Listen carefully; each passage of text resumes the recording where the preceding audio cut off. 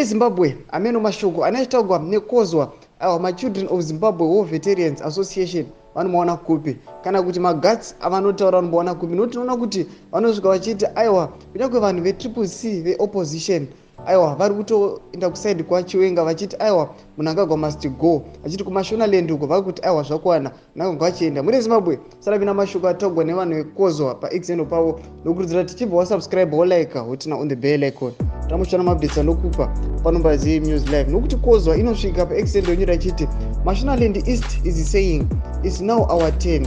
Unlike ED, Team General is using a unifying approach with zero tolerance to tribalism, leaving no one behind. Even some big names in opposition are supporting Team General.